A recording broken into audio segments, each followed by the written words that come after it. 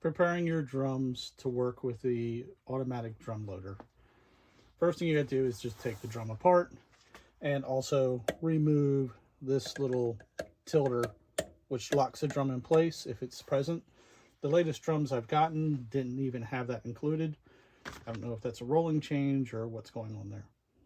With the 4 screws removed and the tilter removed, just set it, take it apart, move everything to the side.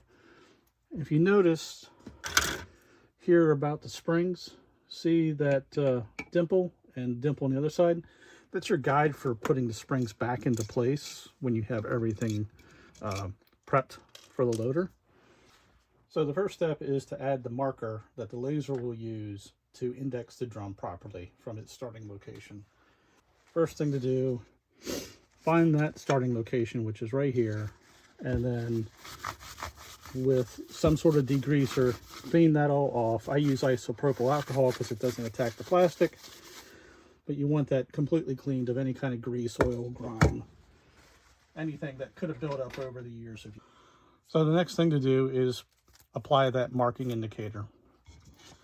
For that, I just use a piece of white contact paper. The nice thing about contact paper is it doesn't slide around when it gets hot and gooey. It tends to stay in place. And it also reflects the red laser very nicely. You could probably use white tape of some sort or even paint if you really wanted to, but that's up to you. What you're looking for is this location right here.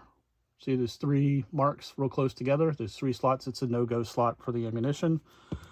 What you want to do is just put the tape over top, about 1/8 of an inch down from the top. Press it down really good. Then this will be included with the loader. This is just a drum jig. See how well that shows up. You place that, again, starting location here, that's your dead zone, and push that down. That is your guide for where you cut the tape. With a sharp knife, I prefer to use an X-Acto, but you can use a good sharp knife of your choice.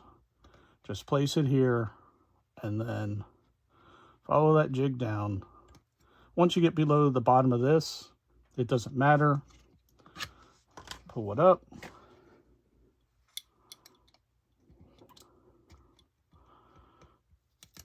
Remove this half of the tape. So it was the part where it contacted here.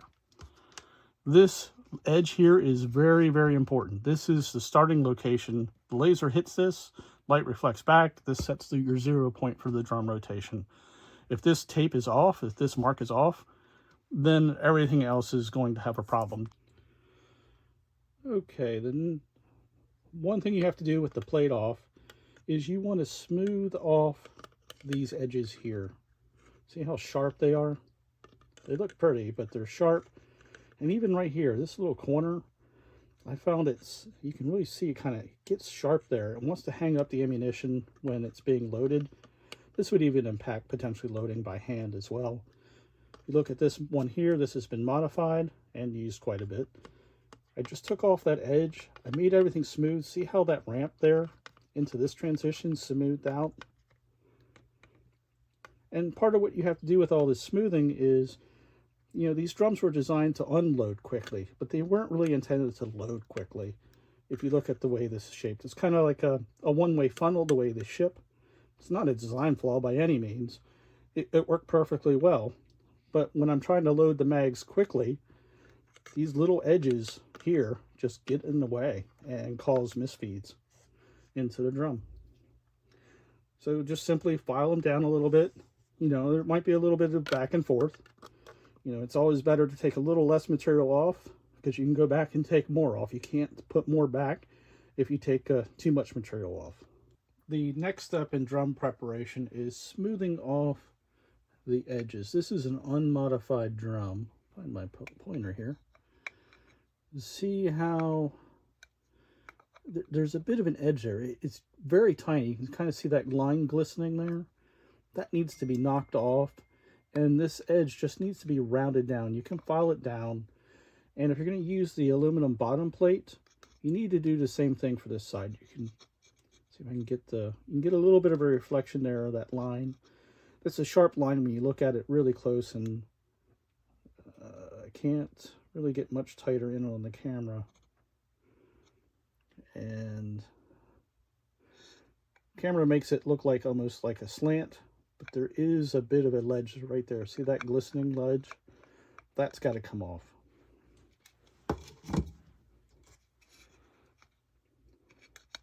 Right here. Yeah, my filing is kind of hacking, but it does seem to work, so you don't have to necessarily be very pretty about it.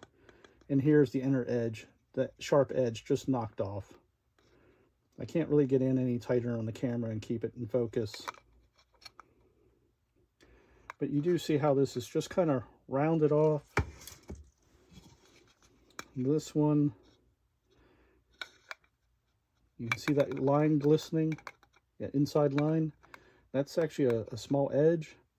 And you have the same thing here as well. What I found is the inner one, in my experience, has to be taken care of if you're going to use the aluminum bottom plate. And this outer one, it depends on the ammunition in the drum. It doesn't always need to be done. But if you run into problems where the ammunition is being inserted cockeyed like this because it's being drug, you know, the drum's rotating this way, it's being drug, you're probably catching that ledge. And the same thing if you're getting stuff getting hung up here on the front, it's probably due to that ledge grabbing. It all depends on the ammunition and how much wax is on there and how much that wants to grab. The final thing is the aluminum bottom plate. If you wish to use that, I have found that you need to just take off a little bit of that edge right there. Again, you just want a smooth transition when the ammunition is fed down into this. And I did the same thing on the bottom side here. I just made this transition to the bottom of the side of the plate a little bit smoother. Just filed it down. Try to make everything smooth so the ammunition would just flow in. And in both cases, the aluminum or the Lexan plate, I don't really touch this piece at all. Probably would even help if you were manually loading the drum as well. Finally, back to drum reassembly. Notice I placed the springs between those dimples. Then insert the follower. Notice these two dimples here. I tend to stick those between, at the starting point, you know, that keep out area that we worked with for the tape. And usually what I'll do is just compress them a little bit. That way they kind of get centered in. And this top ridge here, this ridge here is sticking out. After that, just put the plate back on and screw everything together. Everything is back together. Notice the teeter totter is no longer installed in the drum. The homing location has been properly marked. And you're ready to use it. One other footnote, if you switch to aluminum plates, you want to leave these 4 screws here on the bottom just a tad loose. You know, just don't snug them up the whole way. It seems to make inserting the drum in the loader at least a lot easier to do.